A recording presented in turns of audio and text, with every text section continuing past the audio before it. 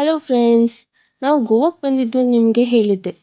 ಗೋವಾ ಅಂದರೆ ಬರೀ beach party ಅಂದ್ಕೊಂಡಿದ್ದೀರಾ? ಹಾಗಿದ್ರೆ ನೀವು ಈ ಜಾಗವನ್ನು ಮಿಸ್ ಮಾಡಲೇಬಾರ್ದು. ಇವತ್ತು ನಾವೆಲ್ಲರೂ ಸೇರಿ ಒಂದು ಪ್ರಶಾಂತವಾದ ಜಾಗಕ್ಕೆ ಹೋಗ್ತಾ ಇದ್ರು. ಹೋಗೋ ದಾರಿನೇ ಹೇಳ್ತಾ ಇತ್ತು ಹೋಗೋ ಜಾಗ ಎಷ್ಟು ಚಂದ ಇದೆ ಅಂತ. ನಾವು ಸುಮಾರು 4 ಗಂಟೆಗೆ ಮನೆ ಬಿಟ್ಟಿದ್ರು, ಸನ್ಸೆಟ್ ಟೈಮ್ನಲ್ಲಿ. ನಾವು ಹೋಗ್ತಾ ಇರೋದು ಗೋವಾದಲ್ಲಿರುವ ವಾಸ್ಕೋ ಬಿರ್ಲಾಗೆ. ಇದು ಇಂಡಸ್ಟ್ರಿಯಲ್ ಏರಿಯಾ ಆಗಿರೋದ್ರಿಂದ ತುಂಬಾನೇ ಇಂಡಸ್ಟ್ರಿನ ನೋಡ್ಬೋದು. ಈ ರೋಡ್ ಕನ್ಸ್ಟ್ರಕ್ಷನ್ ಕೆಲಸ ನಡೀತಾ ಇತ್ತು. ರನಿ ಕಾರ್ನಲ್ಲಿ ಅಪ್ಪನ ಜೊತೆ ಫ್ರಂಟ್ ಸೀಟ್ನಲ್ಲಿ ಕೂತಿದ್ಲು. ಕಾರ್ನಲ್ಲಿ ಮ್ಯೂಸಿಕ್ ಪ್ಲೇ ಮಾಡಿದ್ಕೆ ಆಕ್ಟಿಂಗ್ ಕೂಡ ಮಾಡ್ತಿದ್ಲು. ನೀವೇ ನೋಡ್ಕೊಂಡು ಬನ್ನಿ.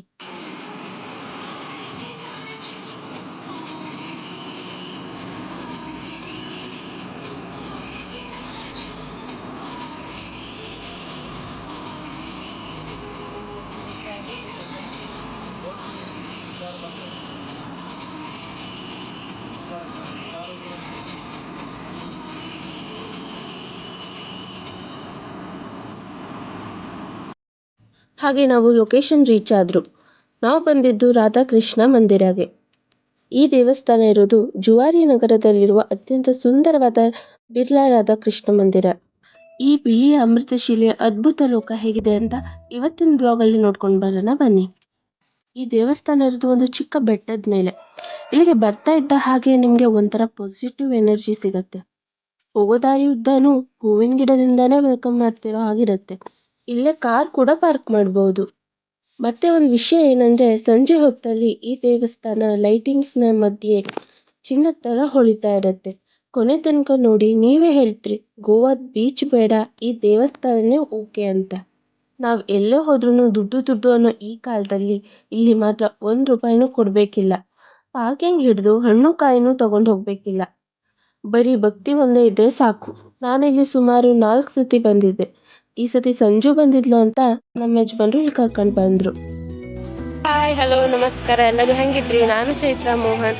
ಇವತ್ತು ನಾನು ಬಂದದ್ದು ಎಲ್ಲಿ ಅಂತ ಹೇಳಿದೆ. Hi madam. ನೀವು ಬ್ಯಾಕ್ಗ್ರೌಂಡ್ ಕೇಳಿದ್ರೆ ನಿಮ್ಗೆ ಗೊತ್ತಾಗ್ತದೆ. ಇಲ್ಲಿ ಹರೇ ರಾಮ ಹರೇ ಕೃಷ್ಣ ಅಂತೇಳಿ ಮ್ಯೂಸಿಕ್ ಪ್ಲೇ ಮಾಡಿದ್ರು. ಹಾಗೆ ಇಲ್ಲಿ ಚಪ್ಪಲಿ ಇಡೋಕೆ ಕೂಡ ವ್ಯವಸ್ಥೆ ಇತ್ತು. ನಾವಲ್ಲಿ ಇಟ್ಕೊಂಡು ದೇವಸ್ಥಾನಕ್ಕೆ ಹೋದ್ರು.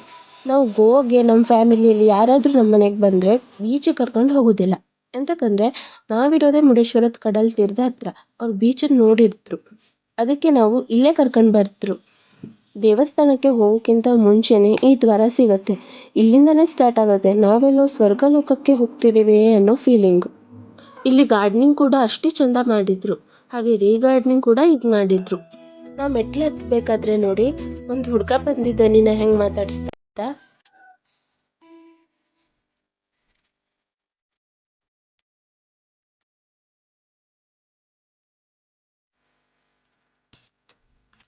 ಈ ಗಿಡಗಳೆಲ್ಲ ಎಷ್ಟು ಚಂದ ಇತ್ತಂದ್ರೆ ಫೋಟೋಗಳೆಲ್ಲ ತೆಗೆಸ್ಕೊಂಡ್ರೆ ಎಷ್ಟು ಚಂದ ಬರ್ತದಂದ್ರೆ, ನಾವು 1-2-3 ಫೋಟೋಸ್ನ ಇಲ್ಲಿ ತಕ್ಕೊಂಡ್ರು.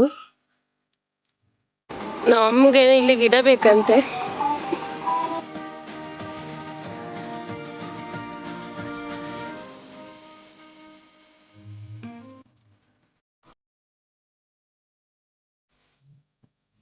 ಗೋವಾದಲ್ಲಿರುವ ಬಿಟ್ಸ್ ಪಿಲಾನಿ ಕ್ಯಾಂಪಸ್ ಅಭಿವೃದ್ಧಿಯಲ್ಲಿ ಈ ದೇವಸ್ಥಾನ ಸ್ಥಾಪನೆಯಾಗಿದೆ.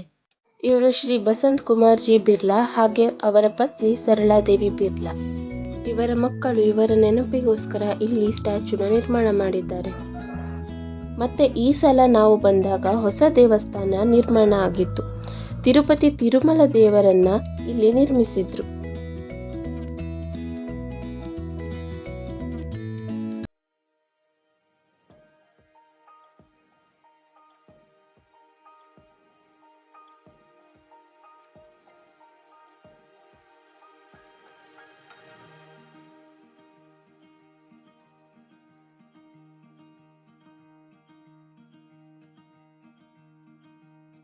ಈ ದೇವಸ್ಥಾನವನ್ನು ಮಾರ್ಬಲ್ನಿಂದನೇ ಮಾಡಿದ್ರು. ಇದರ ಕೆತ್ತನೆಯೇ ಇಲ್ಲಿರುವ ವಿಶೇಷ. ಈ ಕಪ್ಪು ಕಲ್ಲು ಮೂರ್ತಿ ಈ ಬಿಳಿಯ ಅಮೃತ ಶಿಲೆಯ ಮೇಲೆ ಎದ್ದು ನೋಡ್ತಿತ್ತು.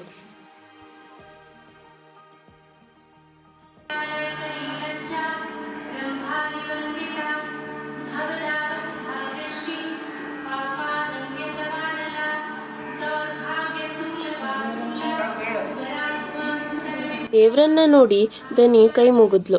ಲವಿಕನೂ ಕೂಡ.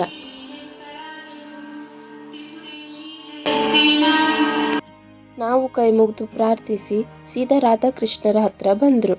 ಲೈಟಿಂಗ್ಸ್ ಕೂಡ ಆನ್ ಆಗಿತ್ತು.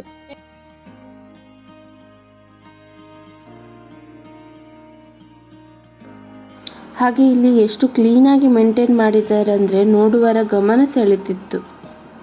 ನೀವು ಗೋವಾಗೆ ಫ್ಯಾಮಿಲಿ ಜೊತೆ ಬಂದರೆ ಇಲ್ಲಿರೋ ಶಾಂತಿಯನ್ನು ಅನುಭವಿಸೋಕ್ಕೆ ಖಂಡಿತ ಒಮ್ಮೆ ಭೇಟಿ ಕೊಡಿ. ಒಂದು ನೆನಪಿಡಿ, ಇಲ್ಲಿ ಮಧ್ಯಾಹ್ನ ಸ್ವಲ್ಪ ಹೊತ್ತು ದೇವಸ್ಥಾನದ ಬಾಗಿಲು ಮುಚ್ಚಿರುತ್ತೆ. ಹಾಗಾಗಿ ಸಂಜೆ ಟೈಮಲ್ಲಿ ಬರೋದು ಬೆಸ್ಟ್.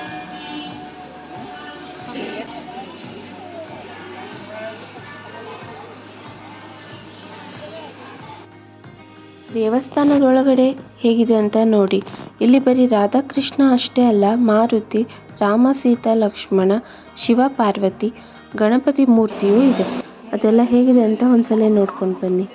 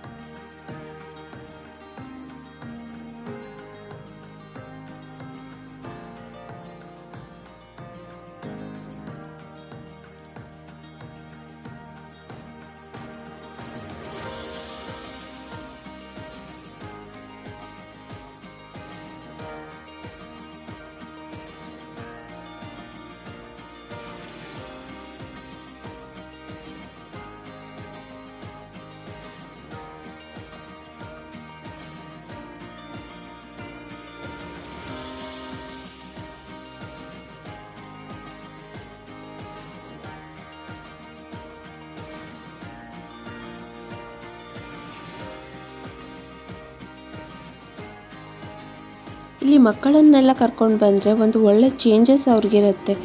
ನಮ್ಮ ಧರ್ಮ, ನಮ್ಮ ಸಂಸ್ಕೃತಿ ಬಗ್ಗೆ ಅವ್ರಿಗೂ ಕೂಡ ಹೇಳ್ದಾಗುತ್ತೆ. ಕಂಬಗಳಷ್ಟೇ ಅಲ್ಲ, ಮೇಲ್ಛಾವಣಿನೂ ಅಷ್ಟೇ ಸುಂದರವಾಗಿ ಕೆತ್ತನೆ ಮಾಡಿದ್ದಾರೆ.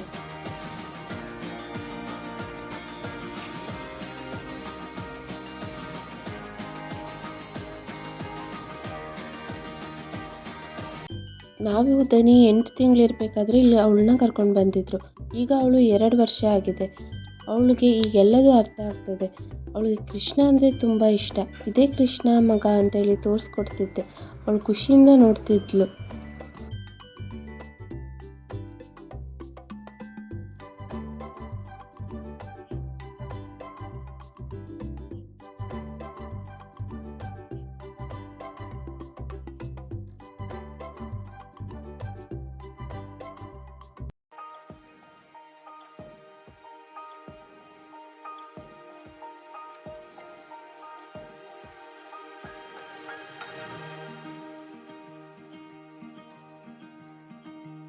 ಇವತ್ತು ಅಷ್ಟೊಂದು ಜನ ಇಲ್ಲಾಗಿತ್ತು. ಇದು ಭಜನೆ ಮಾಡಿದ ಮೇಲಿನ ವಿಡಿಯೋ. ಇವರು ಭಜನೆ ಮಾಡಿ ಮೊಬೈಲ್ ಆಮೇಲೆ ಇಟ್ಕೊಳ್ಳಿ ಅಂದರು. ಅದಕ್ಕೆ ನಾನು ವಿಡಿಯೋ ಮಾಡಲಿಲ್ಲ. ಭಜನೆ ಮಾತ್ರ ಎಷ್ಟು ಚಂದ ಮಾಡ್ತರು ಅಂದರೆ ಅವರು ಹೇಳೋ ಹಾಡು ನಮ್ಮ ಬಾಯಲ್ಲೇ ಬರುತ್ತೆ. ನಾವು ದಿನ ಹಾಡು ಹೇಳ್ತರು ಅನ್ನೋ ಥರ. ಮತ್ತು ಅವರು ಒಂದು ಲೈನ್ ಹೇಳಿದ್ರು, ಧರ್ಮ ಕಾ ಜೀತ್ ಹೋ ಅಧರ್ಮ ಕಾ ಹಾರ್ ಹೋ ಅಂತ. ಗೋವುಕ ರಕ್ಷಾ ಕರೋ ಅಂತ ಸಂದೇಶನೂ ಹೇಳಿದ್ರು. ಇಲ್ಲಿ ಜಾತಿ ಧರ್ಮ ಭೇದ ಭಾವ ಇಲ್ಲ. ಇಲ್ಲಿ ಇರೋದು ಬರೀ ಭಕ್ತಿ, ನೆಮ್ಮದಿ ಒಂದೇ. ಈ ದೇವಸ್ಥಾನ ನಿಮಗೆ ಇಷ್ಟ ಆಗಿದ್ರೆ ರಾಧೆ ರಾಧೆ ಅಂತ ಕಮೆಂಟ್ ಮಾಡಿ.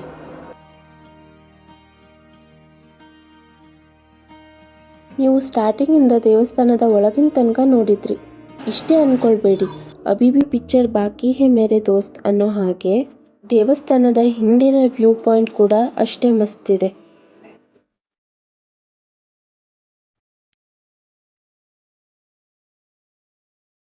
ಇಲ್ಲಿ ಏರ್ಪೋರ್ಟ್ ಹತ್ರ ಇರೋದ್ರಿಂದ ಏರೋಪ್ಲೇನ್ ಕೂಡ ತುಂಬ ಹತ್ರದಿಂದ ನೀವು ನೋಡ್ಬೋದು.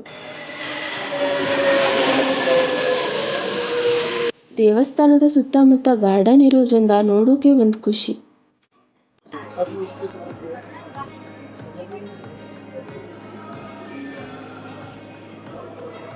ನಂಗೆ ಸ್ವಲ್ಪ ಬೇಜಾರ ಇಲ್ಲೆಲ್ಲರ ಮುಂದೆ ಕ್ಯಾಮ್ರಾ ಇಟ್ಕೊಂಡು ಮಾತಾಡೋಕ್ಕೆ.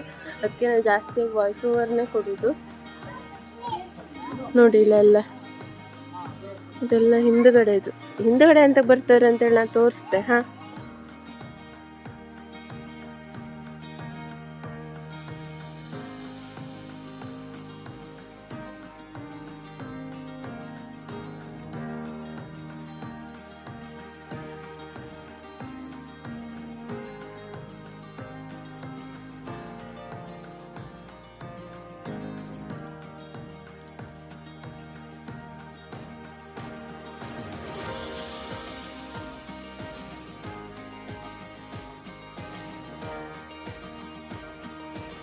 ಹಿಂದಿನ ವಿವೋ ನಿಮ್ಗೆ ಇಲ್ಲಿ ಕರ್ಕೊ ಬಂದದ ಅಂತಕ್ಕೆ ಅಂತೇಳಿ ತೋರಿಸ್ತೆ ನೋಡಿ.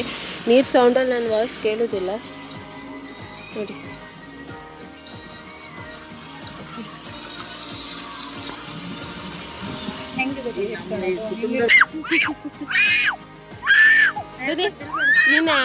ದನಿ ದನಿ ನಿಂಗೆ ಅಲ್ಲಿ ಆಟ ಆಡೋಕೆ ಬಿಡ್ದಾನ? ಹಾಂ ಮಗ ಪಪ್ಪನ ಹತ್ರ ಹೇಳು, ಅಲ್ಲಿ ಕರ್ಕೊ ಗೀಜು ಅನ್ನು.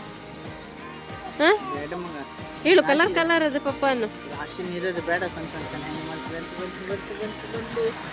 ಮಗಳು ನೋಡಿ, ನನ್ನ ಮಗು, ನನ್ನ ಮುದ್ದು, ಅದೆಲ್ಲ ಕಾಣ್ತಾ ಇದೆ. ಏನೇ ಕರ್ಕ ಬಂದರೆ ನನ್ನ ಅಂತ ನೀರೆಲ್ಲ ಕರ್ಕ ಬಂದರೆ ಇಲ್ಲಿ ನೋಡಿ. ಹತ್ತಿರ ಎಷ್ಟು ಖುಷಿ ಆಗ್ತದೆ ಅಂದ್ರೆ.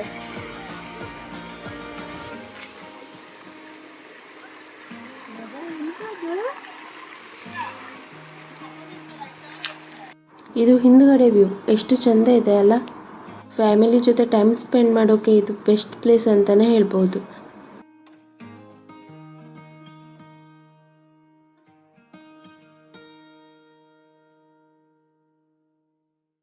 ಸಂಜು, ಈ ಪ್ಲೇಸಿಗೆ ಬಂದು ನಿಂಗೆ ಹೆಂಗೆ ಅನಿಸ್ತು? ಗಟ್ಟಿ ಹೇಳು, ಕೇಳುದಿಲ್ಲ. ಖುಷಿ ಆಯ್ತು.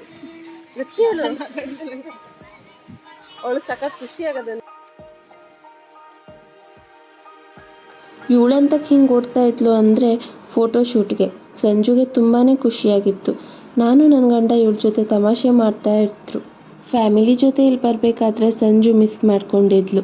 ಈಗ ಕಾಲೇಜ್ ರಜೆ ಇರೋದ್ರಿಂದ ನನ್ನ ಜೊತೆ ಬಂದಿದ್ಲು. ಸಂಜು ಕಾಣಿಸ್ತಾ ಇಲ್ಲ ಅಂತ ಹೇಳಿ ಒಬ್ಬರು ಕಮೆಂಟ್ ಮಾಡಿದ್ರಿ ಸಂಜುನ್ ನೋಡಿ. ಬೀಚ್ ಬೆಸ್ಟಾ ಈ ದೇವಸ್ಥಾನ ಬೆಸ್ಟಾ ಕೇಳೋದಕ್ಕೆ ಇದು ಅಂತ ಹೇಳಿ ತೋರಿಸ್ತಾ ಇದ್ಲು.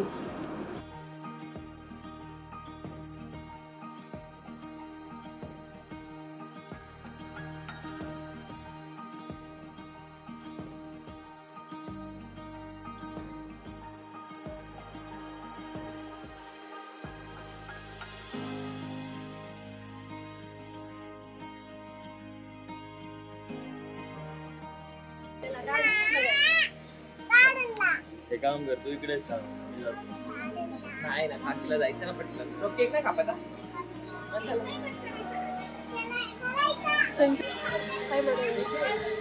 ಅವಳು ಅಳ್ತಾವಳು, ಅವ್ರ ಅಮ್ಮ ಅಪ್ಪ ನೆನಪಾಯ್ತಂತ ಅಳ್ತಾವಳು. ನೀರು ನೋಡಿ.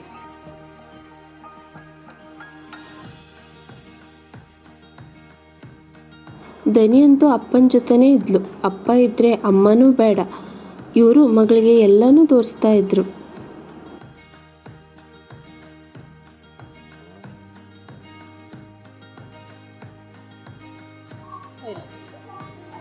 ನಾವು ಹೋಗ್ಬೇಕಾದ್ರೆ ಸಂಪಿಗೆ ಹೂವಿನ ಸ್ಮೆಲ್ ಬರ್ತಾ ಇತ್ತು. ನೋಡಿದ್ರೆ ಅದ್ರ ಮರನೇ ಇದೆ ಇಲ್ಲಿ.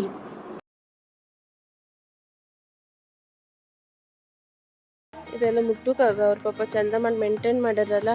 ಇಲ್ಲಿ ಬಂದ್ರೆ ಮತ್ತೆ ಮುಟ್ಟಬೇಡಿ. ಹಾ, ಇಲ್ಲಿ ನಿಂತ್ಕೊಂಡ್ರೆ ಸಾಕು, ಒಳ್ಳೆ ಘಮ ಘಮ ಅಂತ ಅದು ನೋಡಿ. ಇಲ್ಲಿ ಉಂಟು ಸಂಪಿಗೆ. ಆಹಾ, ಎಂತ ಪರಿಮಳ. ಈ ದೇವಸ್ಥಾನನ ಡಿಸೈನ್ ಮಾಡಿರೋರಿಗೆ ಒಂದು ಹ್ಯಾಟ್ಸ್ ಆಫ್ ಹೇಳಬೇಕು. ಮಾರ್ಬಲ್ನಲ್ಲಿ ಈ ಥರ ನಿರ್ಮಾಣ ಮಾಡಿದ್ದಕ್ಕೆ.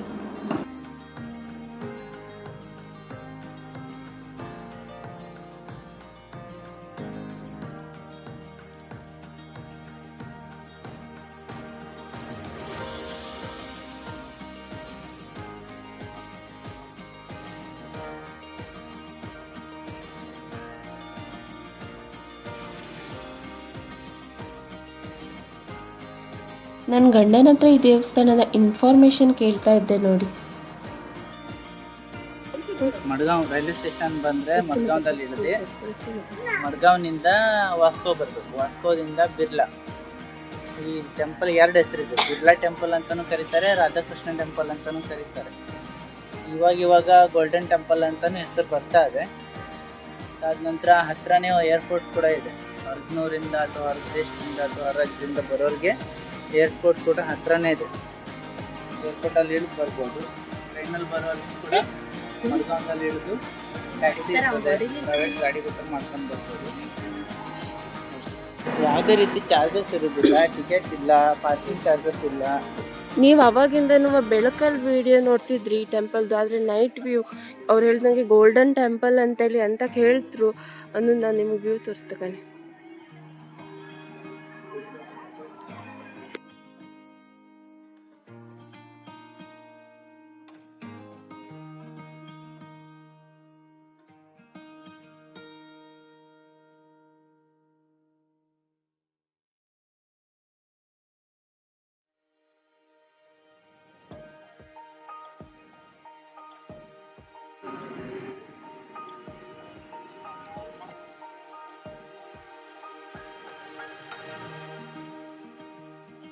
ಹಾಗೆ ನಾವು ಮನೆಗೆ ಹೋಗೋಕೆ ಮನಸ್ಸೇ ಬರಲ್ಲ. ಈ ದಿವ್ಯ ಸೌಂದರ್ಯನ ನೋಡ್ತಾ ಇಲ್ಲೇ ಇರುವ ಅಂತೇಳಿ ಅನ್ಸುತ್ತೆ.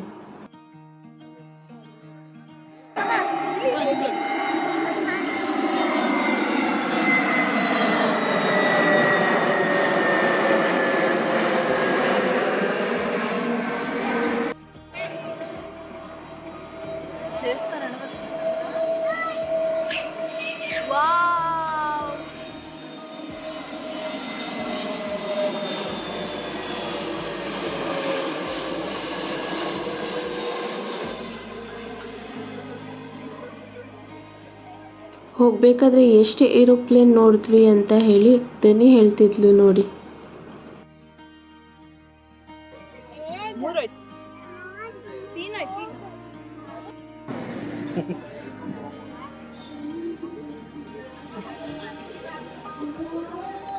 ಅವ್ನು ನಡ್ಕೊ ಹೋಯ್ತನಂತೆ ಪಾಪ. ಹ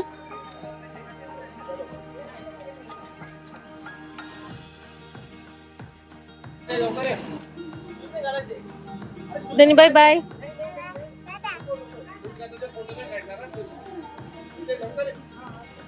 ಜನರು ಮಳೆ ಮಾಡೋಕೆ ನನ್ನ ಮಗಳು ನಂಬರ್ 1. ಹಾಗೆ ಇಲ್ಲಿ ವಾಶ್ರೂಮ್ ಫೆಸಿಲಿಟಿ ಕೂಡ ಉಂಟು. ಕ್ಲೀನಾಗಿ ಮೇಂಟೈನ್ ಮಾಡಿದ್ದಾರೆ.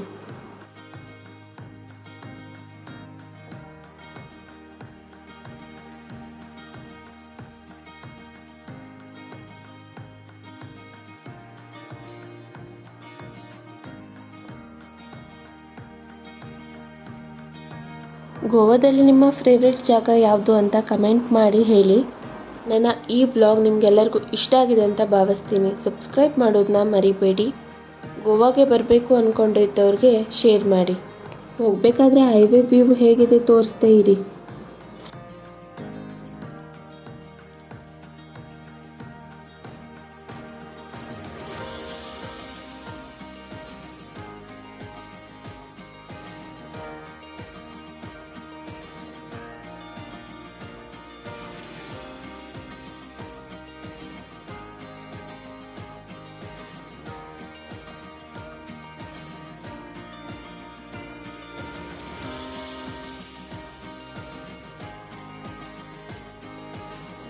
ಈ ಬ್ಲಾಗ್ ನಿಮ್ಗೆಲ್ಲರಿಗೂ ಇಷ್ಟ ಆಯ್ತು ಅಂತ ಹೇಳಿ ಭಾವಿಸ್ತೆ. ಲೈಕ್ ಮಾಡಿ, ಶೇರ್ ಮಾಡಿ, ಕಮೆಂಟ್ ಮಾಡಿ, ಸಬ್ಸ್ಕ್ರೈಬ್ ಮಾಡೋದನ್ನ ಮರಿಬೇಡಿ.